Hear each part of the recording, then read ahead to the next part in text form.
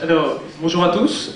J'ai prévu donc dans cette présentation, globalement déjà de vous présenter ITCOM, qui on est et ce qu'on fait, et de vous faire comprendre là où se situe ce logiciel IT Studio dans notre activité aussi du Serious Game. Alors, très rapidement sur ITCOM, on est donc une société basée à Paris, à Annecy, on travaille beaucoup à l'international. On est dans tout ce qui est solution pour le développement des compétences et la formation, avec autant sur la partie développement des compétences, un logiciel qu'on appelle ITRH, qui n'est pas notre sujet du jour. Là où on va vraiment s'intéresser aujourd'hui, c'est IT Studio, qui est un logiciel auteur pour la création de Serious Game, qui peut être accompagné du logiciel IT Learning, qui est une plateforme LMS. Le tout, ça c'est nos trois logiciels, nos trois produits. On propose également à nos clients des contenus existants sur catalogue, en communication, en management, en vente. Pour aller un peu plus dans le concret, alors déjà sur la prestation de service, bien sûr on a des produits, mais on fait aussi de cette prestation de service.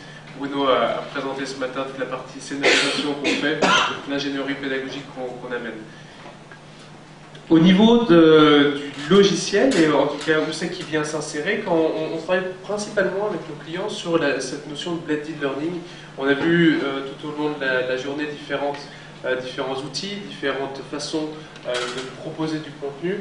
Le Serious Game en est un, mais c'est sûr que c'est un moyen, ça ne reste pas une finalité. L'important est bien sûr de pouvoir l'intégrer dans un processus global, de voir le mix qu'on peut avoir entre du présentiel, entre du distanciel, entre de l'e-learning, on a vu tout à l'heure du dessin en temps réel, etc. Toutes ces choses-là, comment on les amène dans un cursus de formation globale.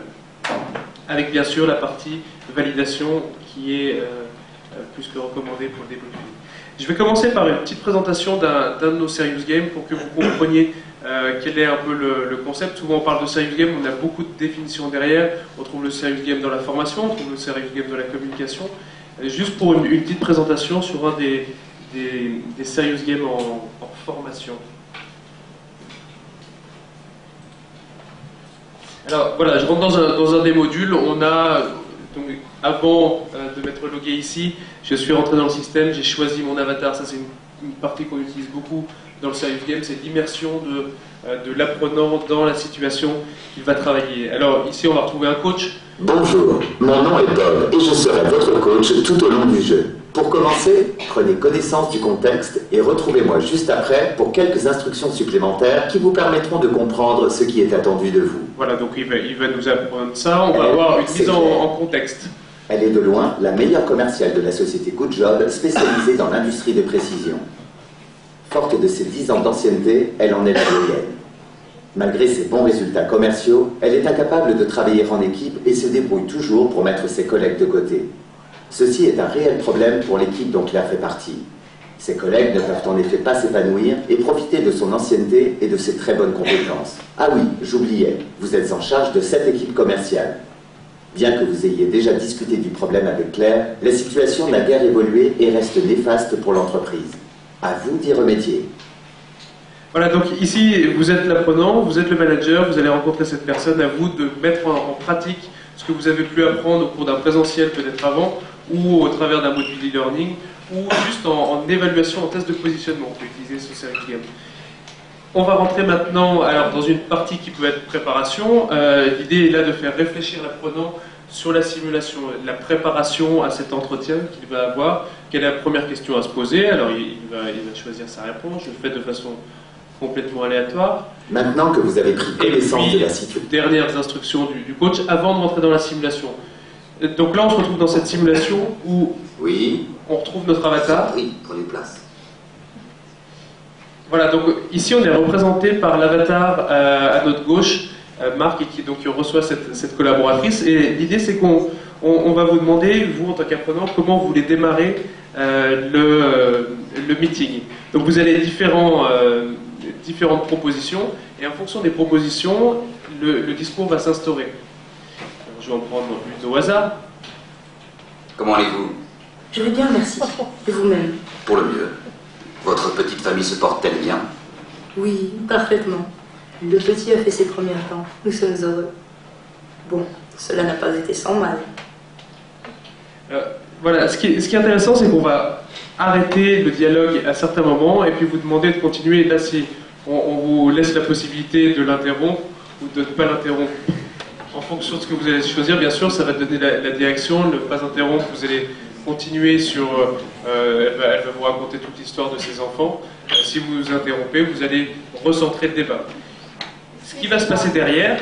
Excusez-moi, oui. je peux juste vous demander, est-ce qu'il y a une bonne réponse? Non, mais c'est important, parce oui. que est-ce qu'il y a des bonnes réponses ou est-ce qu'il y a des réponses avec... est-ce que c'est plutôt nuancé dans la façon de répondre, ou est-ce qu'il y a vrai, faux, Alors, tout dépend de la thématique que vous allez aborder. Ici, on travaille sur du management, il n'y a pas de bonne ou de mauvaise réponse. Vous allez rediriger le débat. Vous pouvez partir très mal. Vous pouvez braquer la collaboratrice, vous êtes dans un autre de recadrage, elle a sa maturité, elle a son expérience et elle peut la mettre en avant. Vous pouvez la braquer, ça va commencer à dériver, vous pouvez vous en sortir, mais vous pourrez aller jusqu'au bout de la simulation quand même. Mais il n'y aura pas de vrai ou faux. C'est à la fin, on va voir justement le type de débriefing que vous pouvez avoir, et on dira qu'on a regardé sur l'ensemble de la simulation, voilà ce qui s'est passé. Mais ça, c'est dans une thématique qui est management. On ne veut pas justement qu'il y ait du vrai ou faux. On ne l'utiliserait pas non plus en vente ni en communication. Il y a peut-être d'autres thématiques où on est en sécurité. Et là, il faut stopper tout de suite et dire attendez, on recadre. On fait venir le coach et puis on explique le point théorique, quitte à recommencer. Donc, bon, ici, on va l'interrompre. Voilà une bonne nouvelle. Je vais laisser un choix. Et puis voilà, donc en fonction, on va continuer à rediriger. Alors, on a ce type de choix, mais bien sûr, l'idée c'est de pouvoir ajouter des quiz, de pouvoir ajouter un peu de l'interactivité par rapport déjà à cette interactivité-là, et que ce ne soit pas juste une direction. On peut choisir le ton.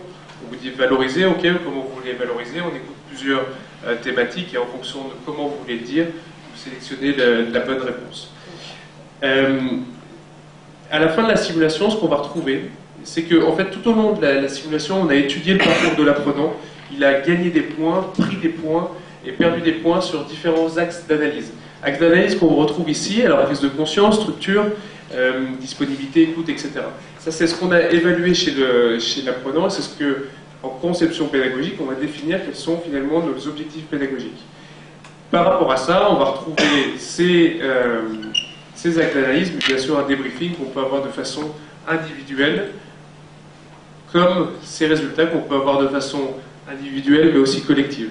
On est vraiment dans ces deux approches-là. Alors bien sûr, on parlait tout à l'heure des moyens de débriefing, ça peut être fait de façon individuelle, mais bien sûr ça peut être fait en groupe par la suite. Ça, je dirais que c'est... Là, on a vu vraiment le côté Serious Game, le rendu. Je vais vous montrer maintenant l'envers du décor avec le logiciel IT Studio. Alors, je vais...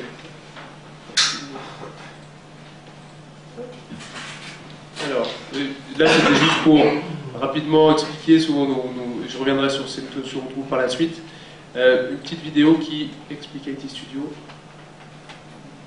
Créer un serious game peut vite devenir compliqué et coûteux.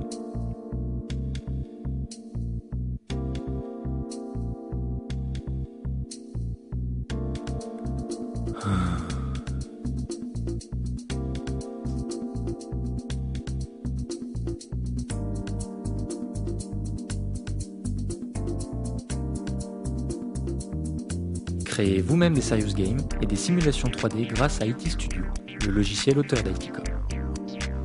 Une interface simple et intuitive.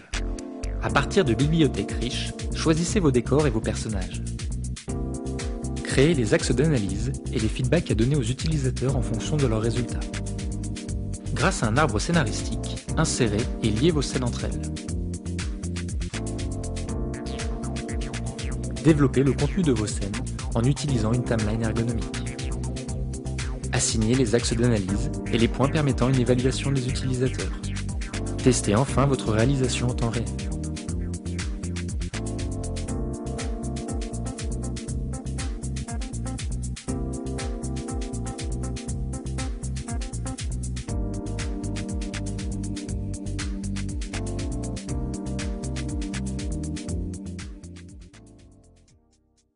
L'idée finalement d'IT Studio, nous on a développé des serious games, on développe en tout cas des serious games maintenant depuis 3 ans. On est rentré dans ce domaine en voulant apporter quelque chose de plus à la formation présentielle, du fait des demandes qu'avaient nos partenaires à ce niveau-là. On s'est vite rendu compte, en venant en tout cas de l'informatique de gestion, qu'il y avait une grande partie de réutilisation qui était possible, tant dans la 3D que dans les fonctionnalités qu'on pouvait mettre dans un serious game. La plus-value devait vraiment se concentrer sur le contenu. Vous avez le contenu, on donne une forme qui est sympa avec du serious game, avec de la 3D, quelque chose qui bouge et qui motive l'apprenant. Maintenant, c'est aussi comment on se focalise sur le contenu. Donc l'idée est d'avoir un logiciel qui est orienté spécifiquement pour les concepteurs pédagogiques et pas en offrant un logiciel qui demande des compétences techniques ou 3D. Ça, c'était la première logique qu'on a voulu avoir. Et puis, cette réutilisation en utilisant des bibliothèques de personnages, des bibliothèques de décors pour au maximum faciliter la création de ces serious games. Donc, du coup, optimiser les budgets, gagner du temps en création, c'était un de nos objectifs pour finalement répondre à des besoins qui, quand on parle de serious game, tout à l'heure, on voyait rapidement le schéma. Quand on parle de serious game, on va très très vite dans les budgets. C'est pour répondre à la problématique de nos clients qui disent le serious game c'est bien, je vois où je peux l'intégrer. Maintenant, mettre 50 000 € dans un serious game, comment moi je vais l'amortir derrière, comment je vais m'assurer qu'il y a un retour sur investissement avec un nombre d'apprenants ou une thématique spécifique. Donc c'est là où on a voulu diminuer ce coût en réduisant de 3 à 6 fois le coût d'un serious game grâce à ce logiciel. On va maintenant aller dans le logiciel un peu plus en détail. Alors, je vais rentrer dans le logiciel, je vais vous montrer les différentes grandes parties. On va retrouver 4 grandes parties dans ce logiciel. La partie configuration, où on va gérer des actes. Alors, l'acte se rapporte finalement à la notion du théâtre. Dans le théâtre, on va parler d'acte en mêlant un décor avec des personnages. Là, on va avoir la même approche, où vous allez choisir parmi une bibliothèque le décor dans lequel vous voulez faire évoluer votre apprenant. Alors là, on a certains qui sont marqués là, pas tous ceux à disposition. Vous choisissez l'élément dans lequel vous voulez travailler. Et ensuite, vous allez choisir les personnages avec lesquels vous voulez interagir. Vous pouvez en proposer plusieurs. Si tout à l'heure, on n'a pas vu la première partie, mais si vous avez plusieurs personnages à disposition pour votre apprenant, il va choisir. Donc il va pouvoir choisir de jouer avec une femme ou avec un homme en fonction des cas. Donc voilà, on va définir nos actes.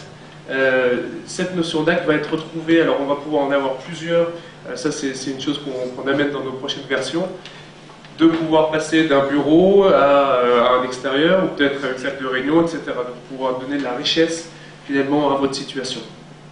Ça c'est la notion d'acte.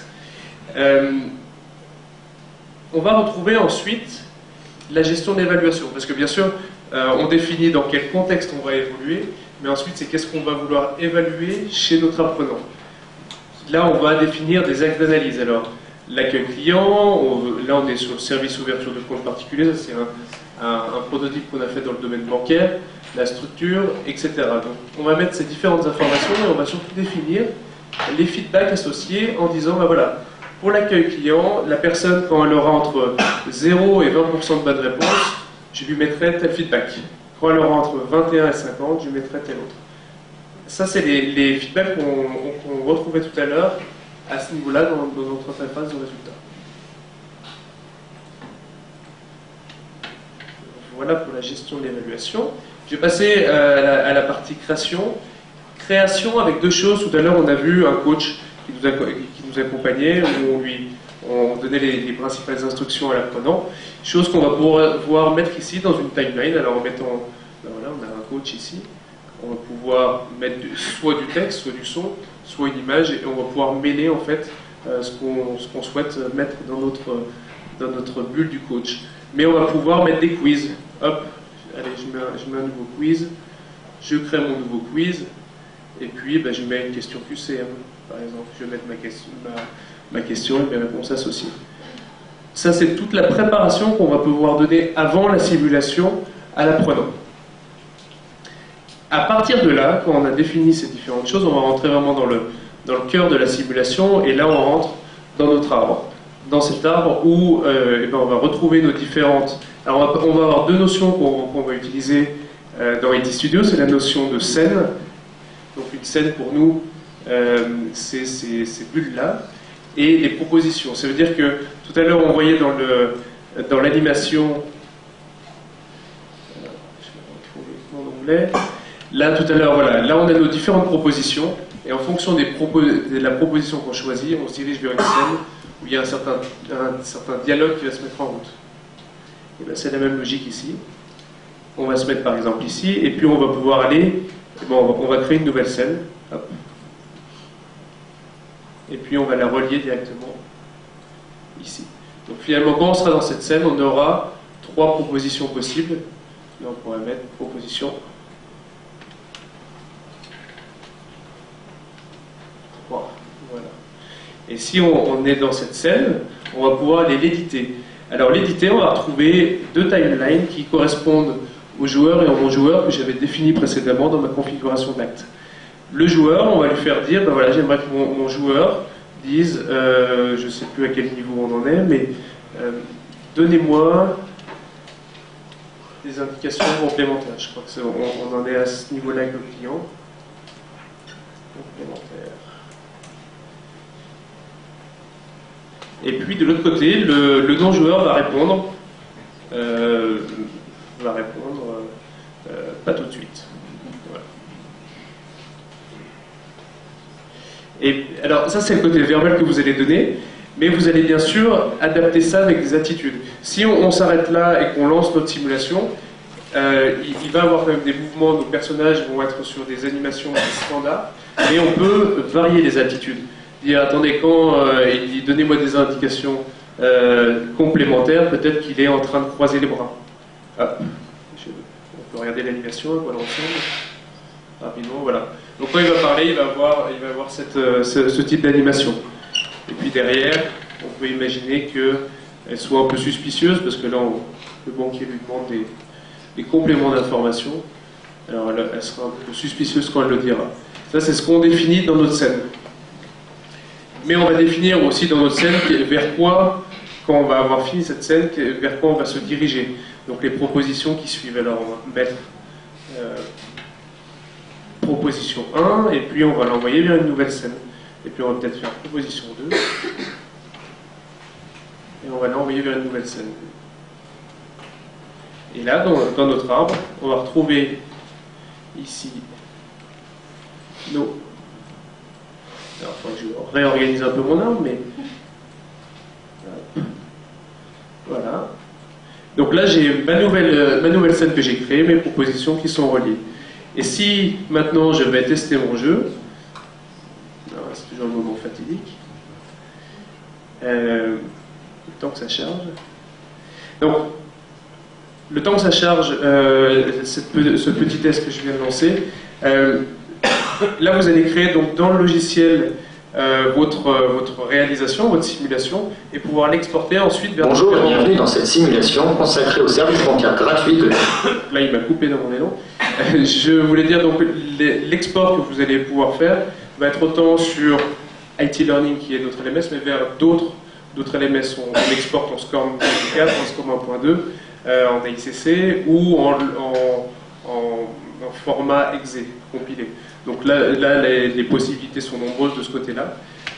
On retrouve donc la simulation que j'avais créée. On peut tout de suite avoir un preview, et puis on va rentrer dans notre simulation. Alors, si je prends Bonjour. mon arbre... Je vous en prie, prenez place.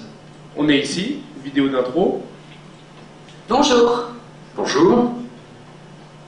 Voilà. Donc là, on a mis nos différents sons.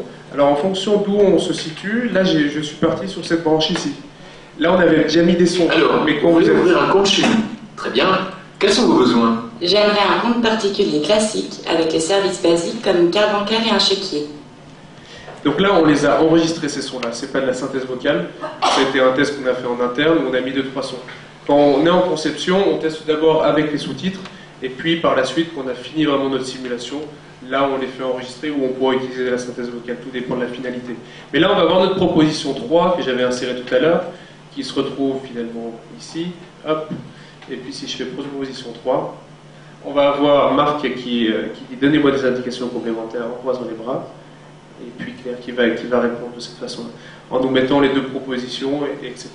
Donc là, j'ai un retour direct. Ça veut dire que je suis scénariste, mais je peux faire aussi la partie réalisateur. Tout à l'heure, on parlait du métier de concepteur de site web, où on va retrouver des notions de développement et des notions de graphiste. Là, c'est la même idée, même si aujourd'hui, on est sur deux métiers différents, où un concepteur pédagogique va travailler avec un designer d'information pour créer ce type de ciblation. Je crois qu'il faut signaler qu'il y a un modèle économique tout à fait original. Oui, on aime bien l'originalité chez Edicom. Au niveau en fait, le business model derrière est une tarification à la simulation créée. C'est une application qui est en cloud, vous l'utilisez directement en ligne. Je vous invite d'ailleurs à prendre des accès. Je crois que Bruno a mis des plaquettes juste dehors. Vous pouvez utiliser la simulation et vous payez au moment où vous exportez en fonction de la simulation que vous avez créée. Donc, en fonction de sa durée et de sa richesse, vous allez payer un système de crédit. Vous connaissez peut-être le logiciel Living Actor de Cantoche qui permet de faire des petits films avec un certain nombre de crédits. Là, c'est la même logique. Vous débitez un nombre de crédits en fonction de ce que vous créez. Et vous allez payer une fois votre export et ensuite l'utiliser à volonté. Si j'ai bien compris, on peut le tester autant de fois qu'on veut. Voilà, tout à fait. Sans Donc rien. là tout ce que j'ai fait ici n'est pas payant. C'est au moment de finaliser le jeu et de dire ok, j'ai créé ma simulation, je l'exporte. C'est à ce moment-là que vous allez payer. Moi, je suis très intéressée par les arbres stylistiques. Est-ce que ça peut être généré par l'ordinateur à un moment ou est-ce que j'ai toujours tout fait à la main? Est-ce qu'à un moment on peut être aidé dans ces branchages, surtout quand on est dans du complexe, quoi. C'est pas... Enfin, je suis intéressée par ça parce que je me dis que aussi ce qu'on a vu jusqu'à présent, c'était des scénarios assez linéaires, c'est-à-dire que c'était le scénariste qui pensait le scénario et l'apprenant en fait suivait le scénario que le scénariste avait imaginé.